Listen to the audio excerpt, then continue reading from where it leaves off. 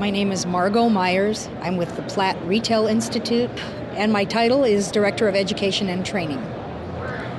I've been involved with digital signage for more than 15 years, before we even knew what digital signage was. It wasn't a term that was used. And I think at this point it's got enough traction, enough foundation, that the biggest hurdle that we face is standardization, the need for standardization, the cross-platform technology that allows one network to talk to another. And I think that's really the biggest hurdle that we face right now. I think that there are 2 or 3 industries that really have some potential for growth in the digital signage industry in the coming year. One of them is higher education, colleges and universities. Platt Retail Institute recently did some research about what are the effective ways to communicate on college campuses, and we're seeing a real need to adapt old technology, traditional means of communication, to new digital means, because students have their faces down in their smartphones all the time, and that's the way that they see communication. Another vertical that I think has a lot of opportunity for growth is corporate communications. The need to have very quick ways of getting information to an employee base that might be across the country, around the world, in a lot of different kinds of facilities. There is nothing like digital communication networks to accomplish that. So I think there's a lot of growth. You know, the era of the employee newsletter and the even electronic newsletters, I think that's really going away in favor of more visual technology that can be updated more frequently and is more green. Hospitality is a third vertical that I think has grown quite a bit, and there's still room for growth there. And I think we'll see a lot more hotels, convention centers, the ones that haven't gotten into the space yet, are going to jump on board. I mean, the industry is old enough now that there are some that got on board early, where the technology has changed so much, the options have grown so much, that they really are at a point now where they need to go back and retrofit and start over again with new technology.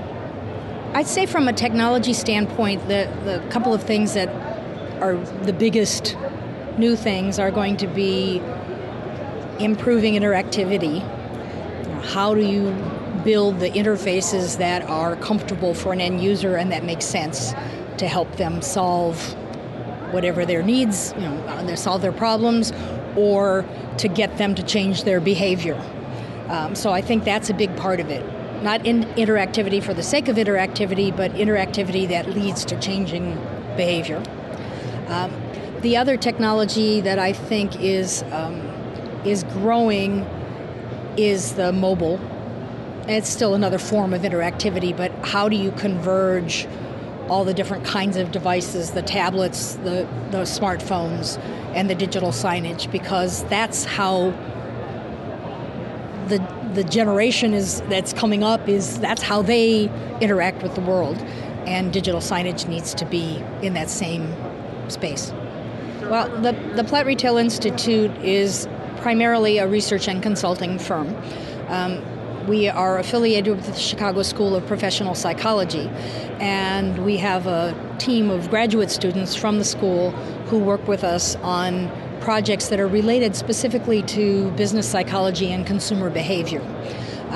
We do research projects for a lot of different companies. Many of the projects come from firms that are members of the Institute, like Cisco, Intel, NEC, Scala, that sort of thing. So a lot of our member firms will come to us and say, we need research to help us figure out how to make our solution more appropriate to this target audience. Or we want to know, we want to aim at the university vertical. How do we show people in that market that digital signage is a good solution for them? part of it also is things like for banks, we've done some research that monetizes what's it worth to the bank if you take a person from a full-service teller line to the ATM. So in terms of calculating a return on investment, now you know. I save X number of dollars for every person that doesn't stand in line and instead goes to the ATM. So that's the kind of work that we primarily do. We do work with companies that are just kind of getting into the digital signage space more on the front end. We don't sell any hardware or software. We're agnostic in that respect in terms of not saying, you should go with this company or this hardware manufacturer or this software design firm. But what we do a lot of is looking at strategy. So how does digital communications fit into your business strategy? What business objectives could digital communications or digital signage networks help you move the rock? What's the group of people that you want to put together to help you make sure that all your stakeholders buy in up front on that this is a good solution for your firm? So it's a lot more of getting you to the point of writing the scope of work, and then you go off and pick the vendors that you want to work with. I really enjoyed, as walking the floor, I saw several things that I enjoyed. One was in the 3M booth, the touch panels where you could move the images from one to the next. I felt like I was on NCIS Los Angeles or Minority Report. It was kind of fun to play with that. I think in general, the quality of the displays and the variety of the displays just keeps getting better and better. Everything from the Christie microtiles, or even the people who are walking around with the little tiny signs on their lapels, but you're starting to see things. It's not just the biggest LCD screen.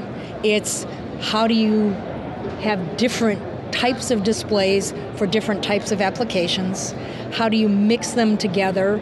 And the quality of both the images on the displays and the produced content on the displays is very different from when I came to the first, what was it called? Digital Retailing Expo 8 years ago. So I just see higher quality all the way around. I'm Margot Myers with the Platt Retail Institute. I'm a Digital Signage Expo. Where are you?